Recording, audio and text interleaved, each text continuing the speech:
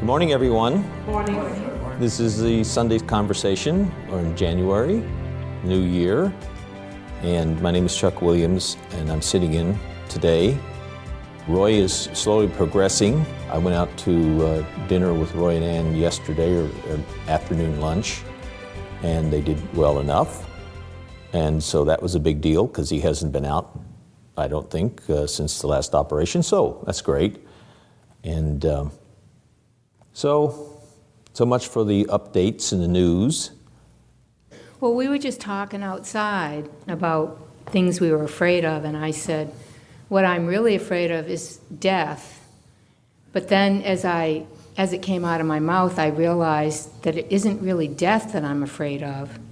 It's something even deeper than that, because if it wasn't for something that's deeper than that, I wouldn't be afraid of death.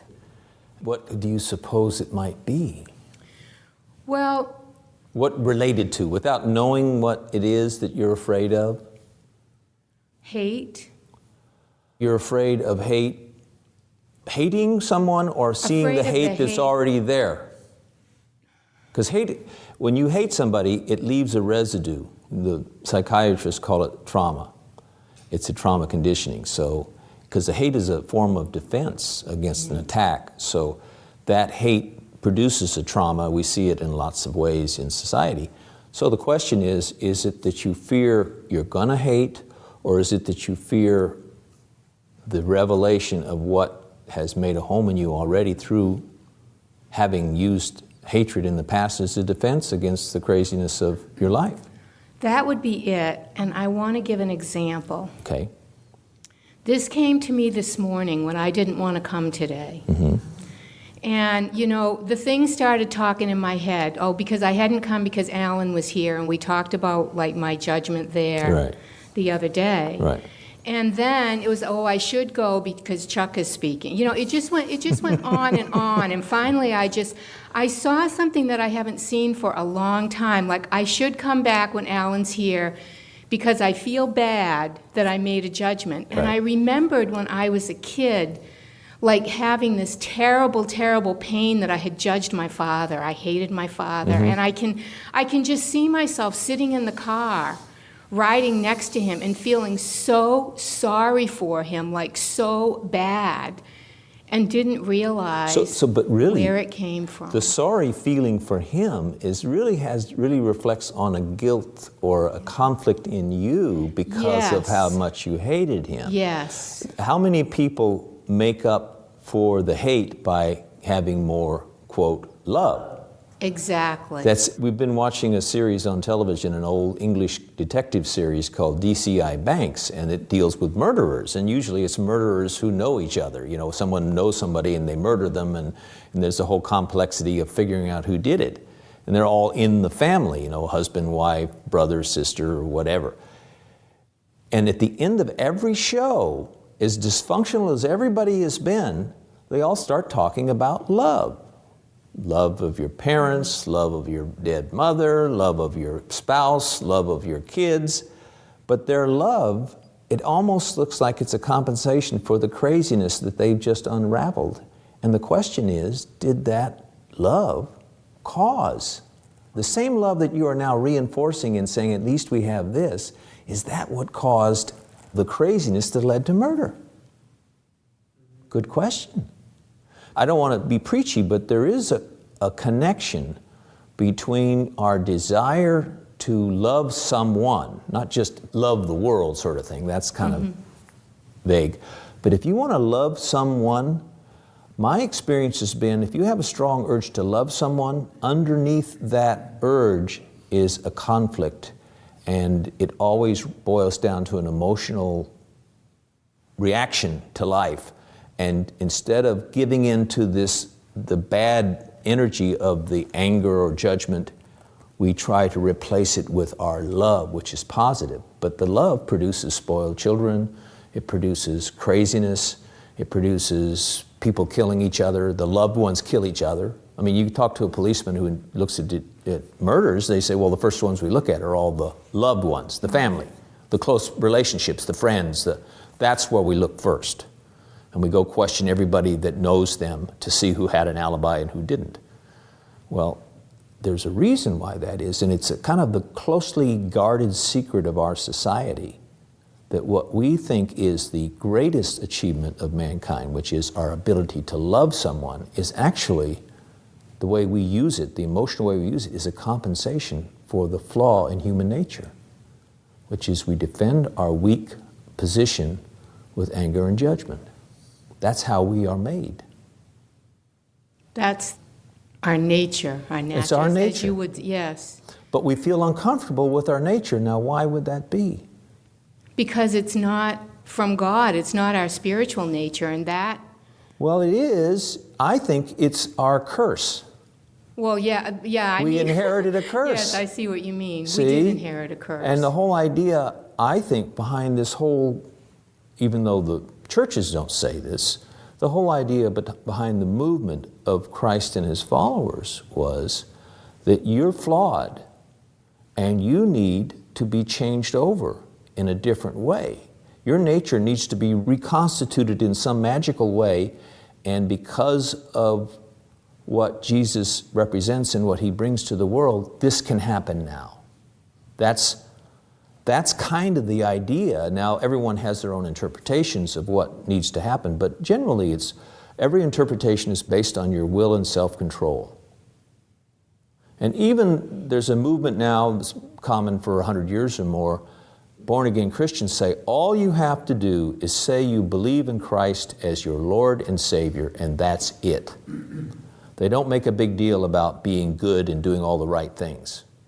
Even though they might, they say, as long as you do that, you're saved.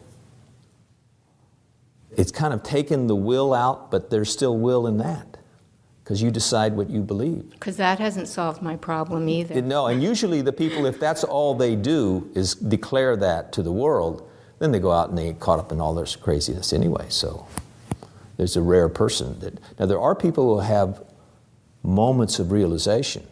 In a DVD you gave me about these soldiers from World War II who are recalling all their experiences. There's one soldier in there who was a prisoner of war in Japan. And he was a pilot who had to bail out of his plane, and he was a prisoner of war in Japan, and several times they threatened to kill him and even execute him. And he survived it, though. And in the end, he said at one point he was starving, and one of his fellow crew members had just starved to death. And so the Japanese guard came and said, the emperor has said we have to take better care of you, because they didn't want these prisoners dying, so evidently. So he gave him a book, and the book he gave him was a Bible. And he opened the Bible to some page at random, and somehow something he read inspired him. He was sort of a Christian in name only. To change his life, he became a minister, and he actually ended up working as a missionary Christian minister in Japan and converted the commanding general who was in charge of the bombing of Pearl Harbor. He was actually converted to Christianity. That's kind of a remarkable story. I don't know what it means about the guy, but the point is people do have realizations in their own personal life. They put a name and a form to it, like it was a line in the Bible or something. But there are people who really do change, and when you're in their presence, you can feel them. They're different. They just seem to work differently. And most of those people, my experience, what few times I come across people like that, they're rare, and they don't even know they're different. But you know they're different. If you're conscious and aware, you notice there's something about them that's just simple and innocent. And they're doing the same things as the waitress next to them, but somehow they're doing it with a different energy, and you feel that because you're aware yourself. If you see the bad energy in yourself, and you're willing to just see it and not fix it, you will begin to see the good energy around. The more you're willing to see the bad in yourself, the more you will see the good energy working in everything around you, so that at some point, everything that happens to you has a meaning. And you don't even know what the meaning is. But you're just looking like a little baby in the crib. You look at one thing and you look at another and you say, well, that doesn't make sense, but you just see it, and you don't pass a judgment one way or the other, just see the incongruity of it all. What happens is you're changing. And that change is not you changing yourself, It's because you're willing to see what he wants to show you, which is your own hate and your own failure, which is not your fault. Because I said that's our flaw. Most people will admit to hating, but then they want to fix it. And if I say, but you can't fix it, that's your nature. And then they're going to say, well, why am I guilty? If it's my nature, you don't see lions suffering guilt and PTSD because they just killed another animal. That's their nature. They don't have a conflict over that. And even human beings, we do things and we have a conflict though. That's the interesting thing. There's a conflict. If I say it's your nature and you can't change it, then somebody says, well, you're just justifying everything you do wrong. You say, it's not my fault, it's just my nature. But we have a conflict. If it is our nature, if we are flawed, if this story of Adam and Eve, where the first man in our lineage failed, and as a result he was cursed, God sent him from the state he was in of consciousness, sent him from this place, and now he's cursed, and at some point he promises to send someone to undo the curse. But you don't undo the curse to everybody. You only undo the curse to the descendants of Adam and Eve who want to see what they need to see to be remade. And part of it is you have to realize, I can't change my nature. I can't pretend to be unjudgmental. I can't pretend to not get angry and upset, because it's there. Even when nobody notices, you'll see it. You'll see the little edge, or you'll wake up in the middle of the night and be replaying the whole story of how it happened, and you'll notice how there's something in you replaying the story and slightly modifying a little bit. And as you're noticing that, you begin to see a little bit more, and you see in a wordless way things about that little incident, if you're willing to, that the very thing that would cause you to be more traumatized will make you less subject to the trauma nature in you. And you won't feel in control, but the part of you that wants to feel in control has to take a back seat. And you can't put it in the back seat. It just has to be there because you're willing to see what's going on. That's the backseat driver. It's good. We used to talk about the backseat driver, but anyway. So that's a good question. I mean, that really is the essence of life, and all the other questions we have will be variations of that question. Is why do I feel conflict, and how do I get better? And generally speaking, someone will either say, well, you'll be better if I bless you, or you'll be better if you do this, or you'll be saved if I put water on your head and cry out to the Lord. They'll give you all kinds of reasons to answer that question, but the rational person, the more perceptive person says, wait a minute, that doesn't work.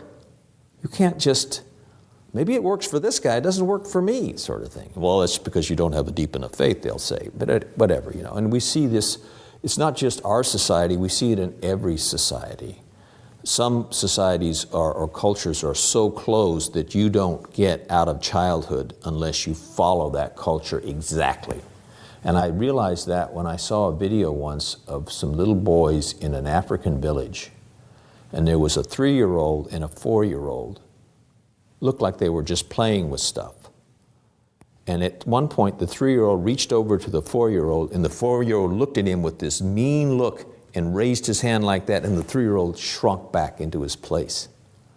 And I realized this child has already been implanted with this culture, and there's an order to everything, and if you don't follow that order, it's dire circumstances. Our culture, our American culture, was based on the idea that you don't have to follow the culture, that you can actually be free.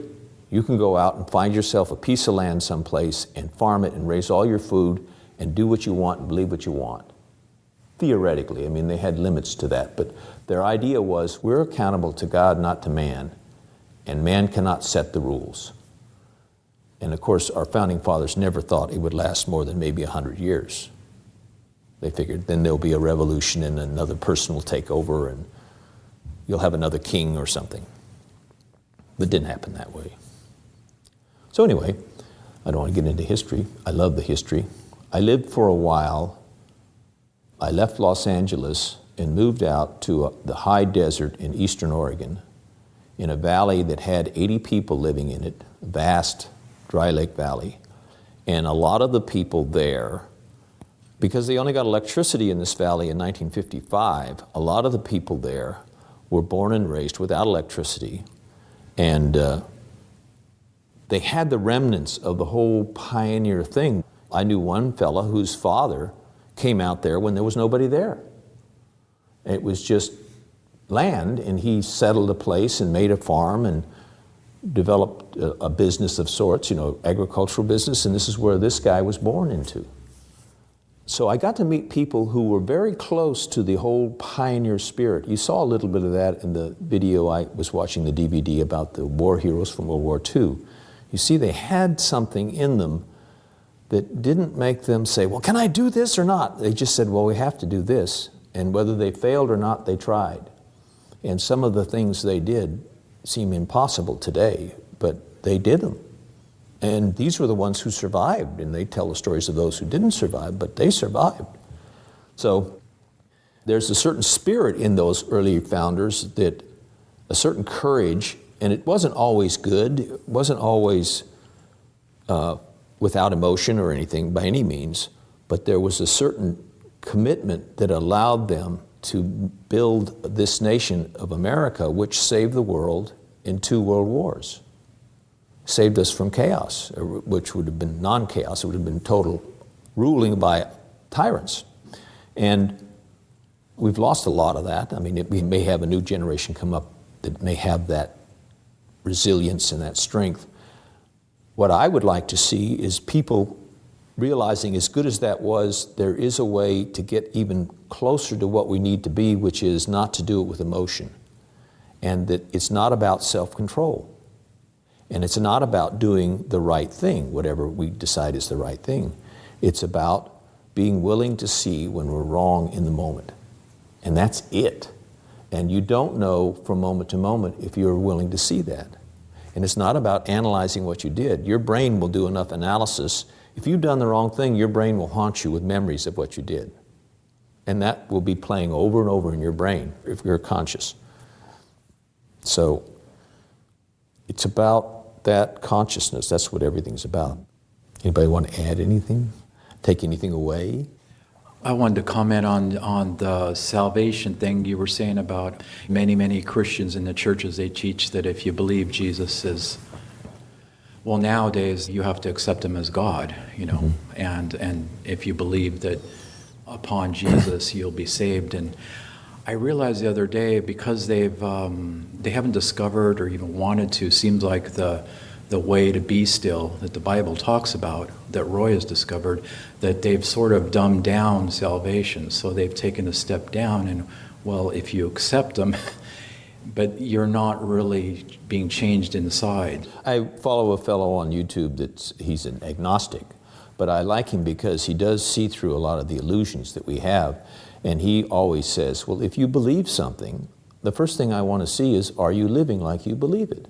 Mm-hmm. He talks about the global warming people and all, and he says, if you believe that, then why aren't you living like you believe it? Instead of condemning everybody who disagrees with you. Well, it's the same thing with the Christian who says, if I believe this, then I'm saved.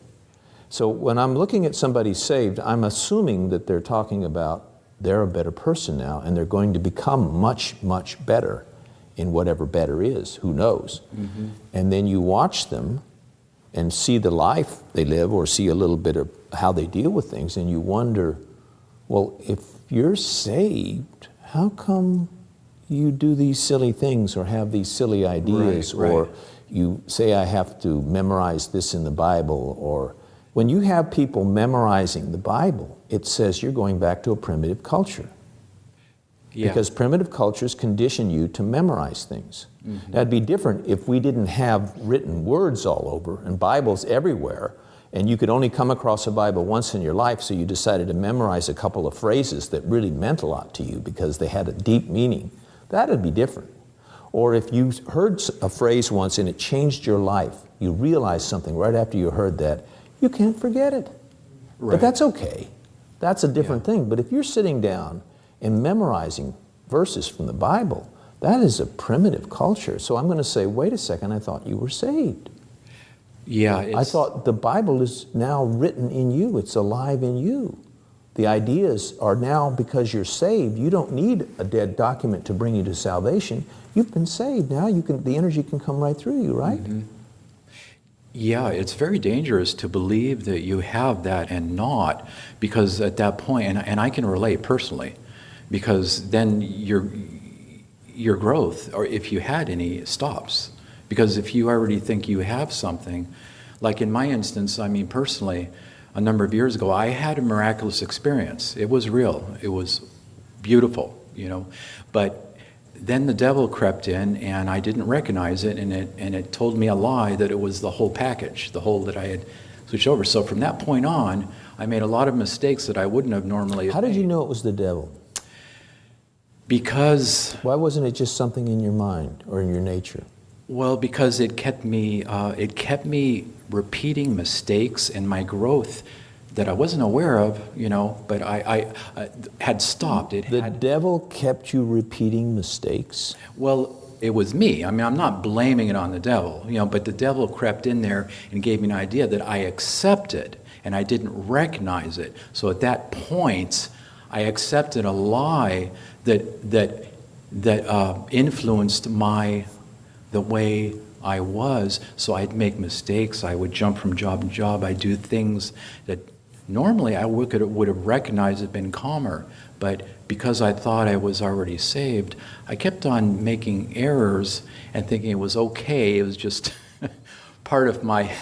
There is a rational talk. I mean, rationale like that. Well, I'm on the road, so you can justify. In that way, you can always justify everything you are. Sure.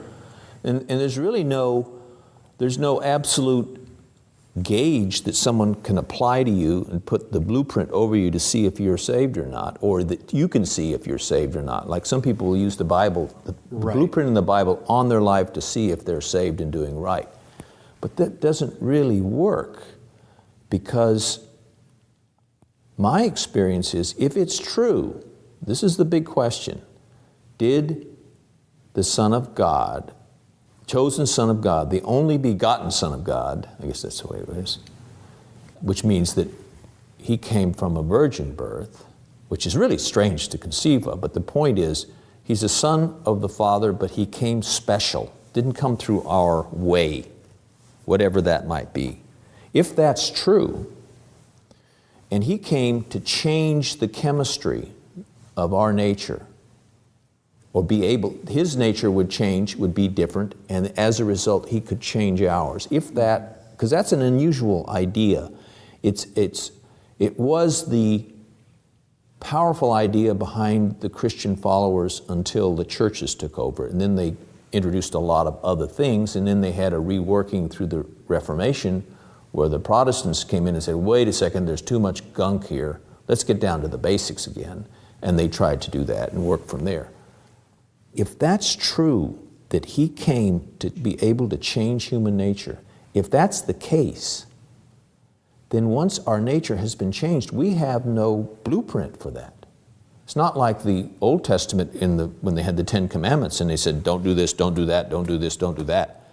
You follow these rules and you'll be holding fast to the Lord, that theory. This Christian thing isn't like that at all. If we're to look at what's being said there, it's a whole other reality, and takes this discipline to follow the rules off the table. Because they asked Jesus, what is the most important commandment of the 10?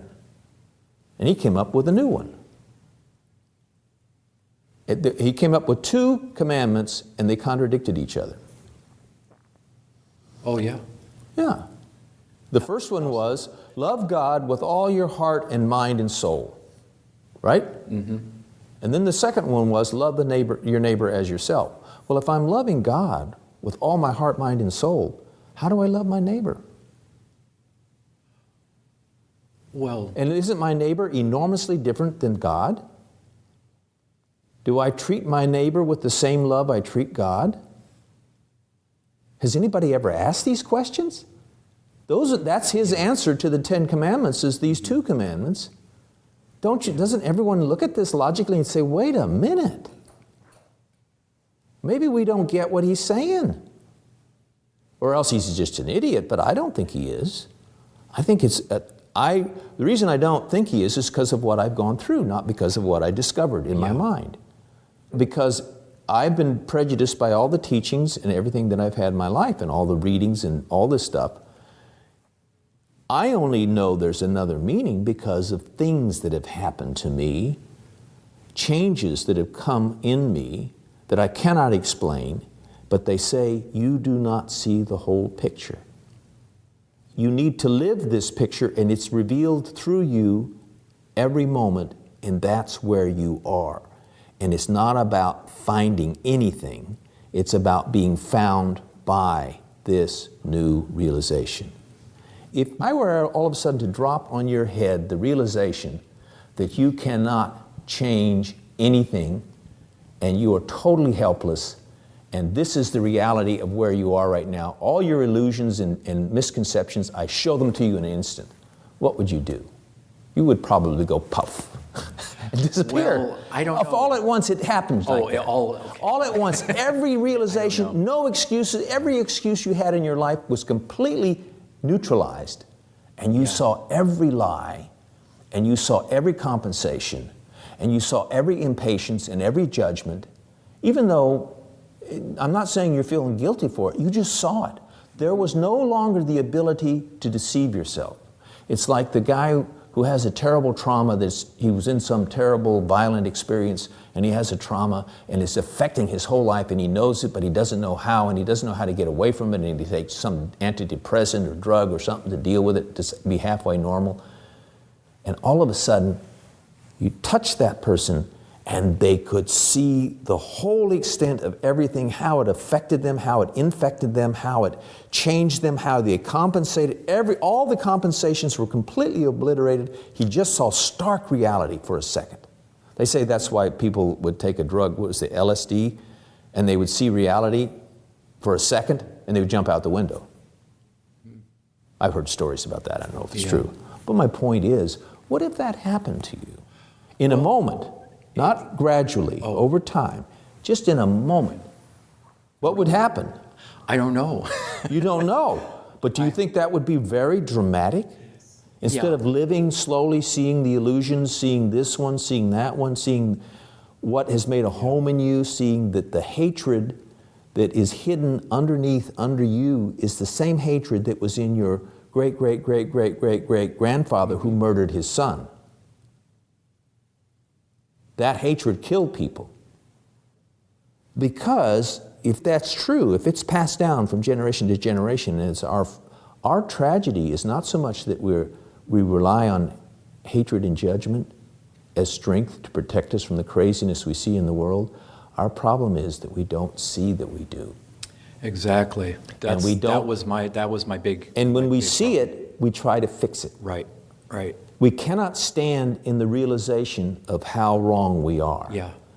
And that's only a little bit of seeing it. Yeah. What if you saw it all in an instant? It would be it would really be a big shock. It would probably be death. Yeah, that's why psychiatrists gave up, to some degree, the psychoanalysis. They knew everybody had traumas. So when somebody had a trauma that was so bad their whole life was screwed up, they would bring them in, they would try to psychoanalyze them, hypnotize them, do something, get into their subconscious, figure out what was wrong with them, then bring them back to consciousness and slowly try to get them to see the problem. And the first, many 20, 40 years of psychiatry, they would record these and their successes and their failures. But they found out that so many of those people could not face. The psychiatrist could figure out, oh, well, this is what happened. You were molested when you were 3, and that's why you went blind when you're 21. Because you're around your father who molested you, and the psychiatrist could unwind it all, but he couldn't figure out how to show this person so they could lose the effects of this trauma, would be wiped out from them. He figures, well, if I tell them what it is, then they'll know, and then it won't be debilitating, because there's no reason for them to be blind or act crazy. It could make it worse in some people. It did make it worse. Sure. And then they figured, well, we'll just do some sessions, figure out what it is, tell them the problem, and then they find out that 20 years later, they're still having sessions. And the patient is now addicted to them like they were addicted to their father. Right. And like my mom, they medicated her with all kinds of mental pills to cover it over. And So she could function. yeah, it created a functionality, but not really. I mean, Not sort really. of. Sort of, but. Right. But that's what's happened is that they discovered this trauma nature and they tried to work with it, and at some point they pretty much have thrown up their hands and said, well, we'll just go to drugs. Right. And that's what they do today. I think, for the most part, you don't hear much about psychoanalysis and psychiatrists examining all these patients. I mean, some people have them, but usually it's just a counselor thing. Yeah. They're not going there to get a cure and then go out and live their life normally. And these are people who have a serious problem. You know, they just can't function. Doesn't mean that everybody doesn't have this problem. It's just they learn to function with the problem. Suppressed. Right, yeah. Yeah, well, that's what I had. I had suppressed stuff. And I know yesterday I went through something. I was getting attacked. It got pretty heated. And, you know, I just watched myself. And rather than, you know, in the past, I would come back with that strength, with that loud, you know, raise my voice and try to overpower the. Mm-hmm. But I didn't, you know, I knew that was not right. And I just felt the shakiness. And, you know, I said a few things, and it just was I didn't feel in control. I felt weak. That's good, Yeah, it was. in my opinion. It was good. Everybody else will tell you different. It but- was good because in, you know, years past, I thought I had the strength that I didn't have, and it wasn't good. It wasn't leading in the right place. No, that's good. Because that sort of thing, because I believe that God is constantly that He has a hand in all our lives. Everybody doesn't want to believe that. Or they believe it, but they don't act like it. Like I said, they say they believe God works in their lives, and then they're all doing these crazy things that they think are wonderful. God is leading you. He's leading me. He's leading everybody to the place where we are going to make realizations about our own nature.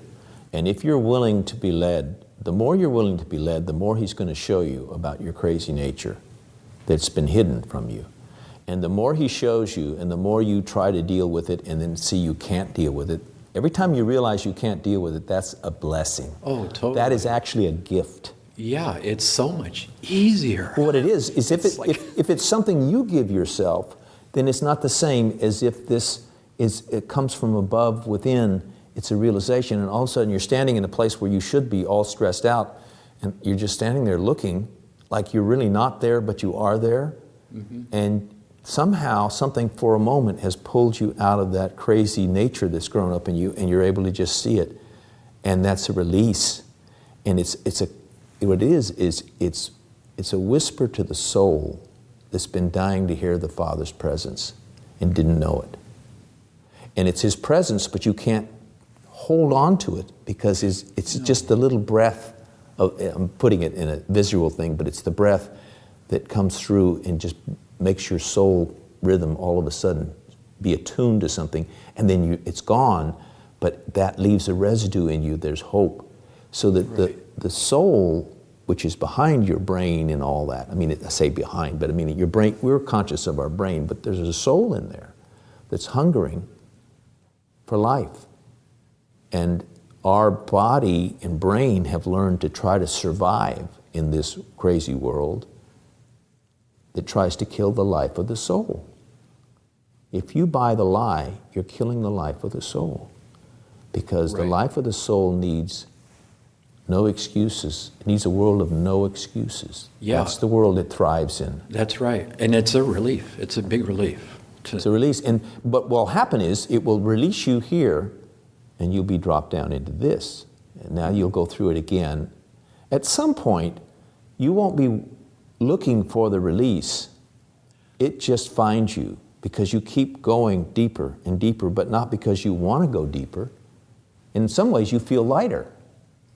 You feel more spontaneous, a little freer. Yeah. But then it shows you another level, see? And that leading goes down deeper and deeper so that at some point, you will be at a place where you're ready, your nature is ready to be changed, and your soul is born into a new life, a new relationship to life, because it's no longer relating to life through the body's, our physical, Right. flawed nature. It's relating to life on another level. So you're talking about when you actually cross over, like But Roy has talked about, where you step over into You're- West Germany and You cross to another place, but you don't even know you're doing it when it happens. Right. And you only know in retrospect. You may look back and say, I think something happened to me. I'm different. I wonder what that is. But you've already changed enough that you won't go into your mind questioning it. Oh, yeah. Your mind will question it, but you'll just see your mind questioning it. So what is seeing your mind? The soul. The consciousness Yeah. of the soul is seeing the mind. Whereas before, the soul was imprisoned in the mind. Mm-hmm. And what little consciousness we had produced a conflict that made you want to be loved or love someone. That's the conflict. But that's the soul feeling the conflict, not the mind. Because the mind will say, but you're being loving. And if you give this to them, you'll be even more loving. And if you do this, you'll be even more loving. It can convince you of almost anything, the mind. It's Well, that's where so we live. deceptive. We live in our minds. And because we speak, we have to speak words. And we've learned the words through our education and our mind and our dealing with people. And it's a funny thing, but I'm saying there's another reality in here. There's a soul that has a different language and a different consciousness, and that it's been attacked from a very young age by the corrupted souls of others. And so without knowing it, they're trying to get this soul. I've seen parents who think they're very loving parents talking to their little 4-month-old child, and the 4-month-old child is seeing the energy behind the nice words, and they want to run, but they can't. No, they can't. The child's looking and seeing more than the parent even sees. And it's the nature that's put its place in them. It's our nature that has been corrupted. So, Yeah, when I was kind of scary. When I was young, I was being raised by my mom, and I had to go to junior high school, and it was traumatic. You had 6 different teachers, and I knew as a child that I was going to be traumatized badly there. I stayed home. I wouldn't go. Yeah. My mom tried dumping water on my head, cold water in bed, and I wouldn't budge. Ah, good. So they came and got me, though. Yeah. They came and fetched me. Yeah, Right. The system. But it's even happened earlier, because Yeah, I sure can did. remember kindergarten and being traumatized by teachers. And my trauma was that I knew the answer to the question she was asking the class, because my brother, who was older than me, had already learned what Jack and Jill did in the book. And Jack and Jill named their dog, I forget what it was, Scruffy or something. Spot. And so I knew that because my brother had told me. So she says, what should we name this dog? I'm in a little group of kindergartners because we didn't read yet. And I said, his name is Spot. She was so angry at me because I had said that innocently. And I remember to the day, even though I forgot some of the words, I remember to this day how traumatizing it was to have this teacher reject what I said, which I knew was true because my brother had told me. And it was true. And she didn't want to hear that. She wanted to get a different reaction from the kids and talk about names for dogs and so forth, whatever her reason. But it was very cruel that my innocence was put down like that. And that was only the beginning. I went through so much I can't believe. I don't know how I survived. I don't know how you Me survived. too. It's a miracle, really. Yeah, it is. Yeah. It shows you anything is possible. More than we can imagine is I possible. think God's hand is on a lot more than we see and realize. Otherwise, I think it'd all be destroyed by now. Yeah. If you look at a little history, you see a lot of destruction. Yeah. But each individual, if they realize there's hope, that's a big deal. And it's not hope. It's a realization that's wordless, and what it is it sparks the soul to realize there's hope, and that you're not alone in this world, and just your only defense is your emotions and your will and all this, that there's something else here. You weren't abandoned to this craziness. Right. The more conscious people feel abandoned to the craziness. Sometimes the most conscious are the most dysfunctional. because they don't want to conform to the society because it's just against their nature, like you didn't want to go to junior high school because you saw how regimented it was, maybe. I don't know what, whatever it was. Yeah. And it's not so much having a reason for. You don't have to have a reason for what you do. Now, everybody's going to yell at me for that. You don't have to have a reason. There may be a reason, but you don't have to have it. And you need to keep your eyes open as you do what you do. And I say eyes open, it's the eyes of the soul, not the eyes of your eyes. I mean, your eyes will be open too, but the soul looks through your body. And that is a very special relationship. And when that begins to happen and you don't smother it, you don't run from it, what will happen is your nature will begin to change slowly at first, maybe. It could be dramatic. For some people who've gone through a lot of pain, I suspect it's like, I saw one person, and I thought she was 16, but I think she was in her 20s. And she was dressed like a hooker. And she was at a conference. And she was acting like a child. And she seemed to have been taking drugs because she was a little bit woozy. And I saw her over a period of days, and she was, sweet looking, but just lost. And over a period of time, something happened. The last time I saw her, she was laying down outside the conference on a bench, just laying halfway sitting and then laying over on her side. And I said, why don't you just rest here? Because she had realized something about how she was hating someone and it was affecting her, but she didn't say it very eloquently. And I said, why don't you just rest here? And that was the last time I saw her. Then a couple of weeks later, I saw a video of her that was taken a week before that. So it was like 1 week after I had seen her, I saw another picture of her. This was a young, bright, strong woman fighting an older intellectual woman justifying life, and this person was a bright soul. I couldn't hardly recognize her. I had to ask my wife, is that her? Yes. So that her change was just like within hours. And she was a different person, beautiful person. And the craziness I had seen and dealt with was only, it was the soul wanting to wake up but couldn't get past this one little thing, her one real resentment. Someone made a comment to her and she resented it, and that was accumulated with all her life and screwed up her whole life, and this was the last straw. And she somehow saw beyond that and everything was unlocked.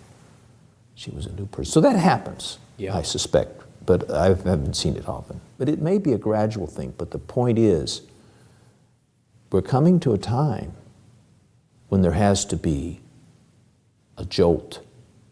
We have never had a large country like this that allowed so much freedom to find your way in life and to come out of poverty and be your own person on your own land, being able to make your own decisions. And a country that came and saved the rest of the world from its craziness twice, sacrificed its blood for the honor. So this is a special time, and I don't know how much time we have left, but I think we're reaching a time where all of a sudden there's going to be a dramatic moment for everyone who's about to wake up, who's willing to wake up, and it's not going to be gradual anymore. It's going to be do or die, and it's going to happen individually in your life with an event. I mean, maybe it's just a simple thing, you're driving in the car and you just about get killed or kill someone. And in that moment, somehow this realization of who you are and all the craziness in you comes, and you begin to change fast. Not this gradual, moment by moment, experience by experience. There will be some people who change, you change or die. That's what it is. And you may die physically or you may simply die spiritually. You're a zombie walking through life doing what you're supposed to do. I think we're coming to that. I don't know why, I just do. I don't know why I say what I say. I do sense we're in the last days. I don't know. I don't really dwell on it. Like, I What can you do? Yeah. But You got your sense problem. that. The question is, how do I survive? And not so much by putting food aside or something, but how do I find what I'm meant to find? Because I've only got so much time in the world. We were all set here for so long to find the meaning of life for us. And you don't know when you're going. You don't know when your time is up. So the question is, you can't say to say, you better wake up or else, because that's appealing to the wrong side of your nature. It's not about you doing something, it's about you stopping and seeing the foolishness of what you've been doing. That's the trick. And you don't see it so someone else can see it. You see it in your heart. You go through it. You suffer it silently. And that begins you on this journey. And it could be that the souls that are on the earth today, enough of them, are capable of taking that immediate pullback of all the excuses and seeing reality in its everything. They may be capable of surviving that. I don't know. I don't know how it works. I have no idea. I know I've been through an experience where I was pulled out of consciousness. And I knew I was being pulled out of my consciousness. And all I wanted to do was to be conscious. And I was struggling with all my might to stop this pulling out of consciousness into some other world of excuses and everything. I didn't know what it was. It was just another world. I was being pulled. Everything in me wanted to be conscious. That was the one thing I didn't want to lose, is consciousness. And it almost killed me. So that was one of those moments you're speaking of. Yes. Then, for you, yeah. Yeah. I think I've grown slowly to that place, but I know that most people, I think, if they were in that place where they were being pulled out of consciousness, it would feel like being pulled into a comfortable sleep. Yeah. It's kind of funny because when it happened, I was just laying my head down to sleep, just laying in bed quietly. All of a sudden, this violence. And it's kind of interesting because that's the whole struggle on earth, is for us to realize the lie and not to hate the lie and not to hate God for putting us in this lying world, and let Him show us bit by bit what we need to see. And if we're willing to go through that, it's a big deal, because it will mean a big deal to the person, because they will begin to have meaning. Even though it doesn't look like their life has a lot of meaning, it will have a different meaning for them. And they will be satisfied each day when they wake up just to go through the day and see what next happens. And that's all. There's nothing more. Even though they're on a journey, or they're doing this, or they've got 6 projects going, or they have to go to work, they go there because it's sort of like a direction, but if in the midst of that they have to turn to the right or the left because that's what requires, they can. They're just sort of heading in, this is what direction they were pointed in, but they don't know where they're going to be pointed in the next moment. So they wait. Your job may be the kind of job where you don't know who you're going to meet next, and you got to deal with customers and they're crazy, some of them. And you just don't know, so you drive up the driveway and you knock on the door and your heart's pounding and you wait and see what happens. That is beautiful, because that's the way you should be going through life every moment. And maybe half the time you see where you fail. Even though you succeed in the job, you fail as a person. They pushed your buttons or something. You can see that. I say, oh, okay. And there's, at some point what will happen is, I found this, at some point you go through this and go through this and go through this, and at some point the realization comes upon you, which I only tell you about it because it gives you hope, which says you realize how much of how helpless you are, and also right behind that realization is the need to judge God for putting you in this place, and it just drops. It's taken from you, the need to judge, because the soul knows where it came from. Soul knows God's nature, but not in our brain knowing. It has this, it knows its Father. It has, but we judge the Father for putting us in this crazy world. Yeah, I used to have that and issue. you can't, you won't realize that is happening in you until you've already passed, it's been taken away, and then you see it from behind and you say, oh my God. And you tell someone else and they say, yeah, I agree with you. And you realize they don't see it yet. That's okay. I used to really feel sorry for myself, and I felt like, God, you're tough. Like, this is like, I felt that, what you're speaking of. But I'm over that, thank God, and I know that there's redemption, and it's a wonderful plan. It just, I didn't see it at that time. But Yes. Something I wondered about, I was talking to a customer yesterday, we were talking about dying and, having to face God at the end of our lives. And he mentioned, how we're going to be judged. And I said, well, if it's all about judging our deeds, I don't have a chance. What you've done, yeah. Yeah, and I don't have a chance. Right, and I started thinking, well, my life is full of sin, not so much in my older years, but especially in my younger years, a lot of selfish things. And I was thinking, well, what about the forgiveness factor? Where does that play into, the whole judgment thing? Because although Jesus did say, every idle word shall be accounted for, or something along that line. Ooh. Yeah, and I think that included our thoughts too, right? Yeah, well, even the Ten Commandments talk about not coveting our neighbor's goods or our neighbor's wife. Right. So right there, he's got the covet in there, so that's not even a sin you can do.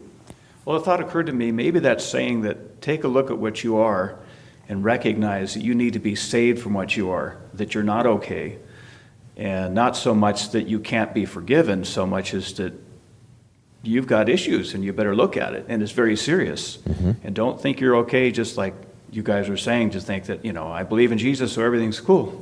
Mm-hmm. Or that I've done all the good things and I honor my commitments and so forth. That's really not enough. It's nice, but it's not enough, because it's about... But you can't do enough. You can't. You're right. You can't do enough. All God wants to see is that you're helpless. And for the soul to cry to the Father that we judged for putting us in this crazy place. If that happens, if the magic of that chemistry happens, then the whole polarity of your nature changes, so that your life does not depend on what you do to them out there.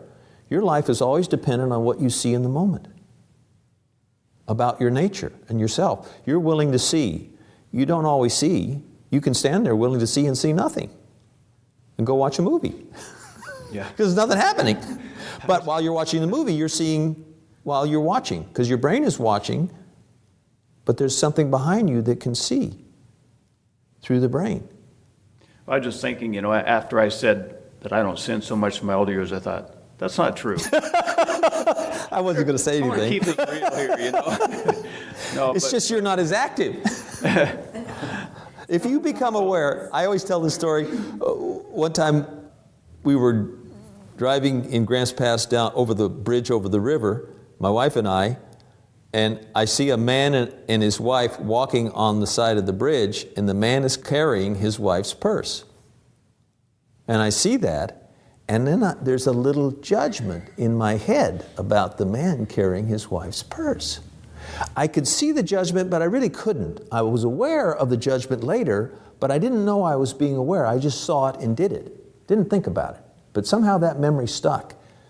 A day later, my wife had an adjustment to her back by a chiropractor, and he said, walk around the block. And he said, don't carry your purse because it'll imbalance things. Let your husband carry your purse. So I'm carrying her purse, walking around the block with her, and all of a sudden this memory comes back of the bridge 2 days before where I judged the man, and I had to laugh. Because I only had the memory of that little judgment and the consciousness of it, the first one. That only stuck so that I could be in this place a day or two later and see how foolish my nature is and how present God is.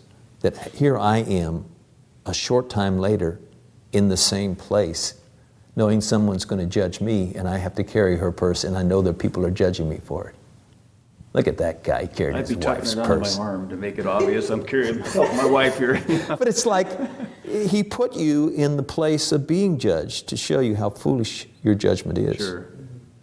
I notice, like, if I'm working, and I'm going through a stressful period, sometimes I lose that perspective that kind of keeps me healthy inside. For example, I had a situation a couple of days ago where I wanted to be done on Friday night so that I'd have my weekends free. And when I could see that I wasn't going to be done, I became very resentful. All of a sudden, I caught myself judging the guy I was working for, and But that's all magic. See, I'm the guy telling you, oh, that's wonderful. You saw that? And you're saying, what do you mean wonderful? I came in here, I had a depressed look on my face. I felt like I was beat down by the world, and everybody can see it. What are you talking about wonderful? I see that in people's face, the depression, the weight of the world on them.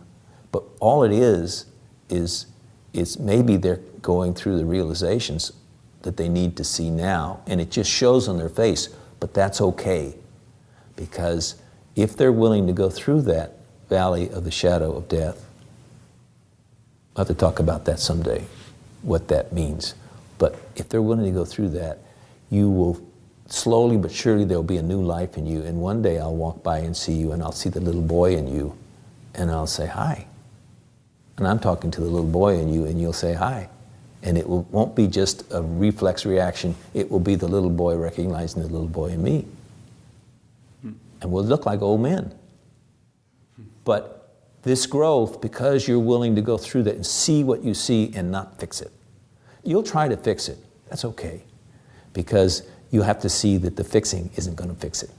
Well, one struggle that I guess is probably common to everybody is, a lot of us are working to get to a point in life where we don't necessarily have to work anymore. Well, we work because we want to, not because we have to. And I find that there are always things that are coming up that are threatening me attaining that place. And I realize even that is another act of will on my part, that I've determined that I have to be free. Well, what I find is that when I give up the need to make sure that I've got enough money to survive, it drops in my lap. Again and again and again and again. And when my health is going downhill and I figure I'm gone, I guess I'll just have to live in this limited style. A year later, I'm more active than ever. I'm stronger than I've ever been. I do things I can't believe I do. What I'm saying is that the only thing holding you in this struggle to keep things together is the unwillingness to see what next you need to see. Because if you see those little moments, like you saw your anxiety about not finishing work on Friday and then your resentment of the person that's working with you or whatever, if you see that in a special way, it will begin to change you. And little things will drop in your way, and you don't see them in your way. You say, what is this? And before you know it, you put it over here, and it becomes something, and then you start moving in this direction. You'll begin to see that your goals are standing in your way of finding your way, His way for you. If you let your goals go, it doesn't mean you don't do anything, but you just get up each day and do what you have to do. But you're always watching as you do. And maybe you'll have 6 times you see your crazy nature destroying everything you're doing. You see it 6 times, and the 7th time, somehow something twisted, and what would have normally been the same thing you're seeing yourself repeat again, it twisted and it's not the same again. And you're different. You can't decide how much suffering I have to have and how much I need to go through. And you can't decide that. It's not your decision to make. The only place we have is if we don't resist seeing the next thing we need to see. If we let down that resistance. What God wants you to be is to see your helplessness without Him.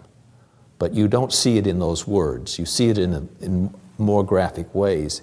Every time you're in that place of helplessness, that's where He wants you to be. And He wants you to see something in that place, and then something else, and something else, and something else. I'm always seeing things about my nature. Even though things drop in my lap, I still have to see things every day and go through it. But it's just life for me. And if I'm reduced to laying in bed all day because I'm crippled and sick and everything, but I can sit and see, that's all I need. Hopefully. You never know till you get there. That's all He wants. He wants a soul that knows their life comes from Him and His energy. What it is if you start to live off the energy that He puts in you, then the bad energy that's made a home in you, the evil that's made a home in you and lives off your bad energy cannot be there, because His energy is coming in the form of consciousness, and sometimes simply in the form of light. You begin to recognize after a while these little bursts of light must be from Him, and they must have information on them, and I don't know what it is. And they're coming in me, but what it does is it displaces this other nature that's made a home in you, because it can't be in the presence of that, because all you did was let it come in.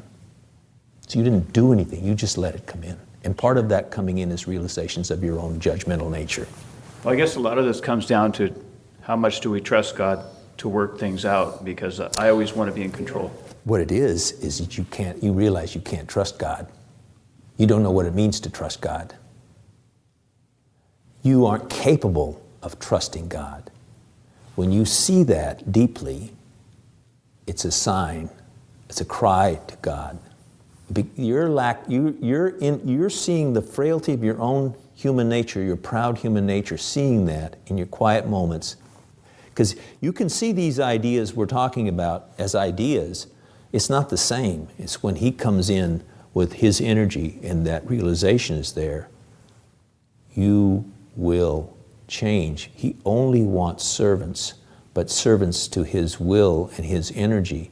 It's spiritual, but it's very real, physical, because God's energy flows through everything. Where do you think the electrons get the energy to rotate around the protons for eternity?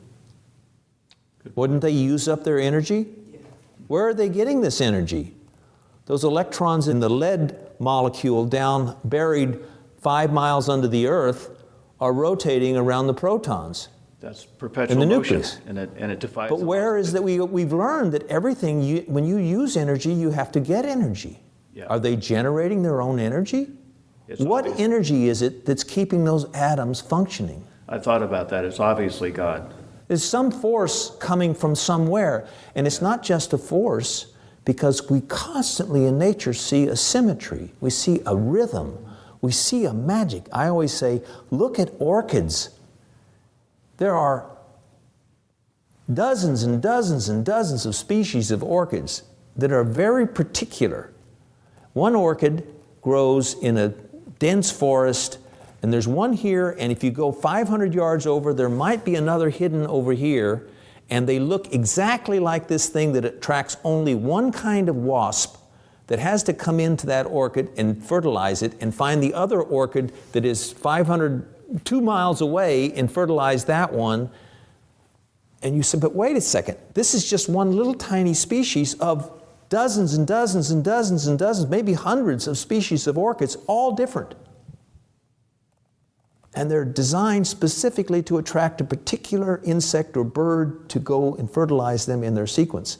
And there are even plants that are designed that way. And when the fertilizing that goes on with this caterpillar or whatever, the caterpillar is consuming the plants too much, the plant will change its whole cycle to open up and attract a certain bird instead of the butterfly it used to attract. I mean, it's unbelievable. I've seen this in documentaries about plants they're discovering. There's a symmetry and a majesty that cannot be, it's just the survival of the fittest. It's just nip and tuck and bounce and bomb and just a random thing, nature. And you're looking at nature, the more you know about nature, you say, there's nothing random about this. There's a hand in all of this. And the part of you that can recognize that shouldn't have to justify it. Because the fact is, the more you want to see, He will reveal Himself to you moment by moment. And you won't be marveling at nature. You'll essentially be mesmerized by His energy. Because His energy is what makes you live, not the energy of emotion, the defense of anger and frustration. And when it pokes up its head, because that's your nature, and you see it as it's going through you, you're thinking, oh, I got upset there. But as you see it go through you and you realize later, well, it was my nature trying to get upset, but it just never took. I saw it instantly, in the moment, and then it was gone. I'm changing, but I don't know, can't take credit for it because it wasn't me that changed it. I didn't change it, I just noticed it was different. And the words get in the way, but. It struck me what you said earlier about we can't find it. We are found. That's right. And then, like from Amazing Grace, I once was lost, but now am found. That takes all the angst out. It takes any kind of trying out. Yeah. And it's a relief. It is. Like in that flash before acceptance of that, there's a frightening, oh my God, I'm going over a precipice, basically. Because there's part of you that's going to be dying a little bit. Yes. But That then part, that it's nature that grew up, the world cultivated in you. Didn't everybody tell you to be Yes. good and be anxious and be Exactly. ambitious and to be proud of what you've accomplished? And you do something good and they praise you so much you don't want to do it again. It's like against your nature because you realize this proud nature is taking credit for what they're praising you. So you won't do it again. Something you did well. You're driven away from that. There's something in your soul that says, I don't want to be this way. So you run from accomplishment, but then you're drawn back to it in another way. And then you burn out and then you're drawn somewhere else. I see it all the time. Yeah. Well, thank you, everybody. And be sure to check out the Foundation's presence on Facebook and different things that are available for you. And of course, you can make donations to the FHU if you look on YouTube or on Facebook or on Instagram or FHU.com. They have mailing addresses if you want to make contributions to keep Roy's work alive. I haven't talked much about Roy today and what he does, what he did for me. Maybe that's for another day. But to me, he's like a prophet. And God sent a prophet to show us the way.